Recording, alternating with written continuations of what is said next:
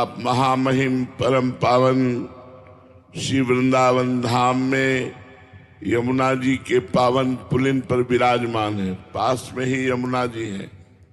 अपार कृपा भगवान की जब होती है तब जीव को मनुष्य शरीर मिलता है। फिर जब और कृपा बढ़ती है तो साधु समागम मिलता है। जब कृपा का परिपूर्ण स्वरूप प्रकाशित होता है तो साधना प्राप्त होती है। साधना का फल है प्रेम। सब साधन कर यह फल सुंदर, प्रभु पद पंकज प्रीति निरंतर। अपने श्यामा श्याम के चरणों का निरंतर चिंतन होना, निरंतर नाम जप करना, निरंतर लीला गुण गायन करना। अंदर ही अंदर चिंतन चल रहा है भगवान की लीलाओं का, गुणों का, नाम का। ये फल है साधना का। हमारी साधना परिपक्व हो रही है, इसका लक्षण क्या है? पहला है शांति।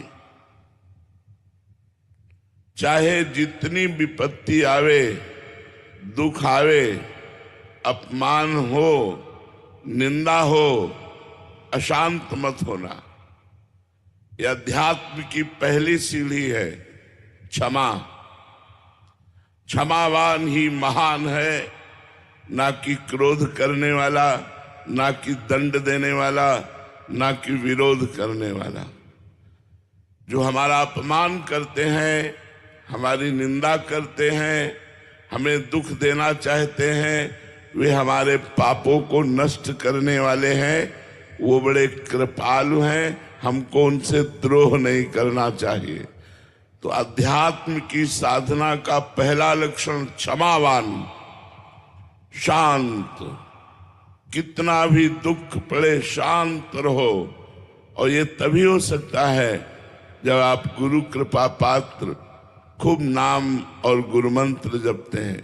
क्षमावान होना अति अनिवार्य है, नहीं आपकी साधना नष्ट हो जाएगी। एक भी मिनट हम अपने प्रभु को ना भूलें। अव्यर्थ कालत्वम, कबहू काल वृथा नहीं जाए, ये दूसरी अध्यात्म की सीढ़ी है। हर समय कभी हम सत्संग कर रहे, कभी नाम कीर्तन कर रहे, कभी नाम जप कर रहे, कभी घर परिवार की सेवा में है, तो सबको सुख प्रदान करने की भावना, सब में भगवत भावना। और अधर्म के भोगों से वैराग्य। आप गृहस्थ में हैं, सिर्फ अपनी पत्नी से अनुराग कीजिए, वो भी भगवत भाव से। अगर परस्त्री के सहवास की भावना करके तुम काम भाव से प्रेरित होकर गलत चिंतन, गलत दृष्टि, गलत आचरण, तो नरक जाना पड़ेगा। त्रिविधम नरकस्येदम द्वारम नाशनमात्मनः कामः क्रोधः तथा लोभः तस्मादित्यं त्यजेत्। काम, क्रोध, मद, लोभ सब नाथ नरक के पंथ।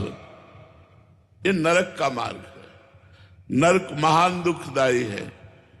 इसलिए विरक्तिर, अधर्म के भोगों से वैराग्य करो। कोई भी नशा मत करो, शराब आदि मत पियो।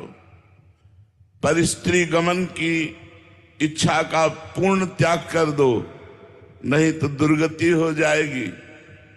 अभी भले तुम्हें नहीं लग रहा, लेकिन कर्म का बीज है। जैसे हम खेती में 1 मन बीज फेंकते हैं तो 40 मन काटते हैं, 40 मन हमें प्राप्त होता है। ऐसे ही हम गंदा आचरण करते हैं, वो छोटा आचरण बड़ा दंड देने वाला होता है। इसलिए अधर्म के आचरणों से वैराग्य। मांस मत खाओ, पर स्त्री गमन की भावना का त्याग करो, पर धन की भावना का त्याग करो, पर द्रोह का त्याग करो। अध्यात्म की दूसरी भूमिका पर आप पहुंच गए। तीसरी, मान शून्यता। सम्मान की चाह नहीं होनी चाहिए। लोग हमें प्रशंसा करें, प्रणाम करें, भगत माने, ऐसी भावना अगर हमारे अंदर रहेगी तो हम अध्यात्म की तीसरी भूमिका पर नहीं चढ़ पाएंगे।